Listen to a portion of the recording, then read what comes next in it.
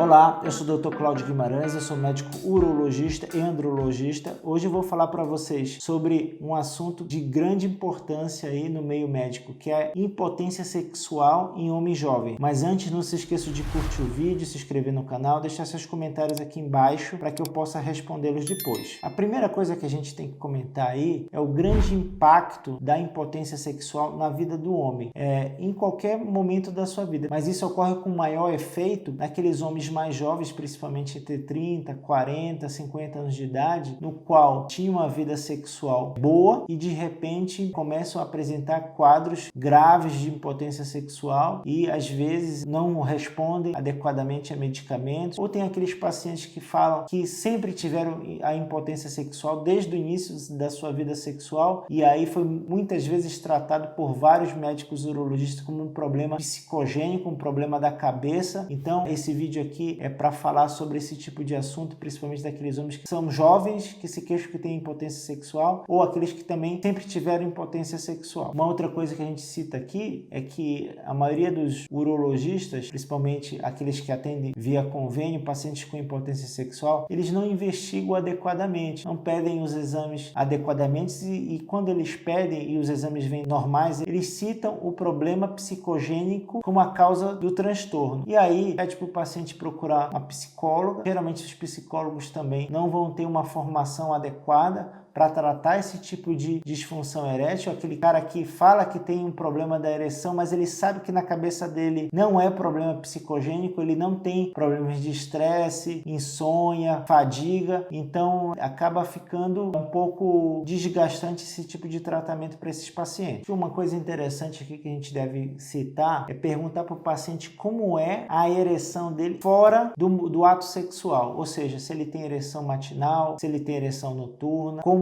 é as ereções dele, se é firme, se é uma ereção meia boca, se eles conseguem ter uma ereção boa no momento da masturbação. Então são detalhes que ajudam a gente a encontrar a causa do problema. Perguntar para esse paciente também se ele usa algum medicamento para ter ereção, se ele já usa estimulantes para ter essa ereção, se naquela ereção reflexa ele consegue ter ereção só no ato de tocar a região genital, ele consegue ter essa ereção. São todos detalhes que precisam ser perguntados para ver se essa disfunção erétil ela realmente é psicogênica ou se ela tem alguma outra causa. Então, basicamente, a gente vai dividir a disfunção erétil, principalmente nesses pacientes mais jovens, em algumas causas. Então, a gente vai dividir a disfunção erétil em algumas causas. Primeira, psicogênica. Realmente tem aquele fator psicogênico, ele tem uma ereção totalmente normal, ele vai ter a disfunção só no momento do ato sexual, principalmente com aquelas parceiras que eles ainda não têm um grau de intimidade maior. Tem as causas hormonais também. Às vezes alguns pacientes têm um baixo nível de testosterona, tem uma associação de disfunção erétil, baixo nível de testosterona em 30% dos casos. Então, sempre investigar através de exames, questionar outros sintomas como dificuldade de ganho de massa muscular, aumento da gordura abdominal, insônia, depressão, fadiga, indisposição. São todos sintomas que você precisa perguntar ao paciente. Tem mais causas vasculares também, no qual a gente pode citar aqui a hipertensão, a diabetes, elas acumulam placas de aterosclerose nas artérias cavernosas, então provocam entupimentos das artérias cavernosas e isso pode levar a uma disfunção erétil. Citar nesse grupo também o tabagismo, e a gente sabe que o tabagismo ele altera o perfil lipídico do paciente, então esse paciente tem uma maior predisposição a formar placas de aterosclerose e isso ocorre principalmente nas artérias cavernosas. E aí por isso que o paciente que fuma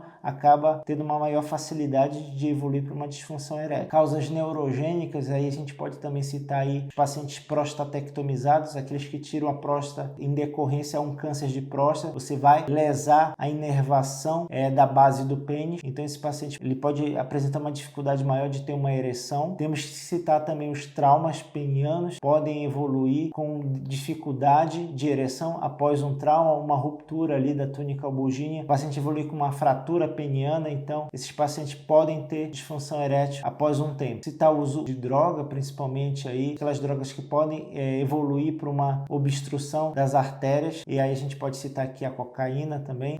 Muitos pacientes que fazem usuários de cocaína evoluem com disfunção erétil. Doença de Peyronie. A doença de Peyronie ela vai dificultar a ereção, principalmente aquela rigidez axial, aquela que você empurra de frente contra um obstáculo, então você percebe que esse paciente ele perde a ereção nesse momento, o pênis dobra, então nesse caso aí o Peyronie seria uma das causas da disfunção erétil também. E quando chega naquele paciente que fala, doutor, eu nunca tive uma ereção adequada, eu sempre tive uma ereção ruim a minha vida inteira. A gente sabe que tem pacientes que eles têm uma capacidade maior de atingir os seus objetivos do que outras pessoas. Tem pacientes que têm ereção muito boa e durante a vida, apesar de ter uma vida desregrada, nunca vai evoluir para uma disfunção erétil. E tem aqueles pacientes que eles realmente, desde o início da sua vida sexual, eles vão ter uma dificuldade maior de conseguir uma ereção, mas todos os pacientes têm tratamento. A gente pode fazer uma reabilitação peniana, inclui uso de medicamentos, bomba a vácuo,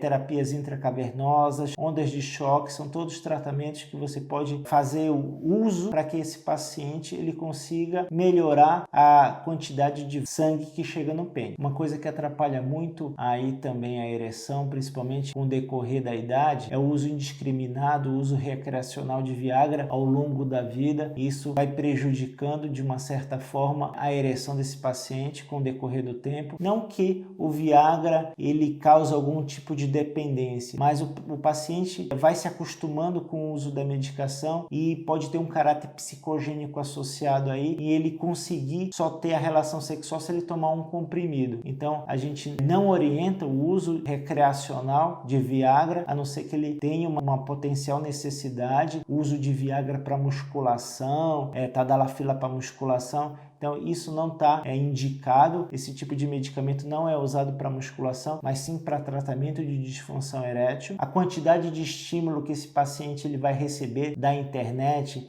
vídeos de pornografia, muito conteúdo pornográfico, então ele sente uma facilidade maior quando vem todo esse conteúdo para casa dele, mas assim, ele acaba recebendo muito estímulo, então ele acaba não tendo uma resposta adequada quando vai ter uma relação sexual propriamente dita, devido à baixa quantidade de estímulo que ele recebe no ato sexual. Uma outra coisa que eu acho muito interessante, vale a pena comentar e fazer em todo paciente, é um teste farmacoinduzido na hora da consulta. Esse teste farmacoinduzido, você vai aplicar uma medicação no paciente, o paciente ele vai ter uma ereção espontânea independente da vontade dele, então você consegue separar aí o momento que esse paciente tem uma disfunção erétil de caráter psicogênico ou tem um fator orgânico que realmente causa essa disfunção. Às vezes a gente faz o exame de teste farmacoinduzido num paciente que é jovem e aí você percebe que ele realmente não reage de uma forma adequada e você acaba não conseguindo encontrar a causa da disfunção, mas você sabe que realmente ele tem um problema, não é um problema psicogênico dele. No momento também que faz o teste farmacoinduzido, você pode pegar um aparelho de ultrassom, ver como é que está a entrada de sangue, ver se ele atinge um pico sistólico acima de 30 centímetros por segundo ou tem uma diástole reversa, tem uma diástole abaixo de 5 centímetros por segundo. Então é interessante ver no ultrassom, além de fazer o teste farmacoinduzido, você conseguir mostrar para o paciente, olha, tem uma dificuldade de entrada de sangue aqui, olha, está escapando muito sangue aqui do pênis. Você consegue dar essas respostas para o paciente quando você associa teste farmacoinduzido e ultrassom Doppler de pênis. Bem, espero que vocês tenham gostado do vídeo. Eu vou deixar um outro vídeo aqui referente à estimulação peniana.